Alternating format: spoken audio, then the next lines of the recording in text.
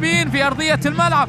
كرة موجودة، وصلت في وسط الملعب إلى سعد يلف على نفسه مرتين، يمررها يا عيني يا سلمان إلى سعد، إلى سلمان، إلى ويسلي للعابد، يا الهلال يسجل، الزعيم يسجل الهدف الأول، الزعيم يتقدم بأولى الأهداف، وعن طريق النجم الهداف نواف العابد. هو دينامو الإبداع، الهلال يتقدم أخيرا، يسطع الهلال أخيرا في شوط المباراة الثاني.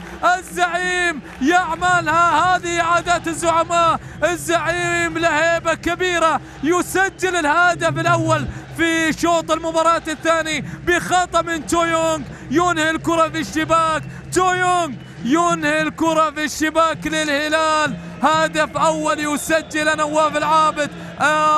يا محمد علاء الدين هو اللي أخطأ بنيران صديقه، يسجل الهلال، يسعد. منصور مفتاح واحد من أبرز هذه الأسماء، محمد السويدي واحد من أبرز هذه الأسماء، محمد عفيفة، محمد سالم العنزي، عبد الرحمن الكواري، عبد العزيز، يونس أحمد مبارك، زامل الكواري، حسن العتيبي، أسماء جميلة جدا. كرة موجودة الآن، تمريرة إلى نواف، خطيرة من نواف، خطيرة يا ولد، هدف ثاني يسجله الذابح سعد الحارثي.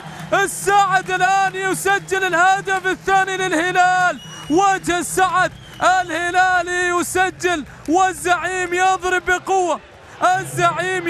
بقوة، سعد الحارثي البديل، الهداف الكبير، هو دائما ما يسجل، يغيب من يغيب، إبداع الزعيم لا يغيب، شمس الزعيم لا تغيب، إبداعات الزعيم حاضرة. سعد الحارثي على الطاء أو على الزاحف يسجلها بهذه الطريقة وبهذه الكيفية، يسجل الهدف الثاني للهلال. ثنائية هلالية، والهلال في شوط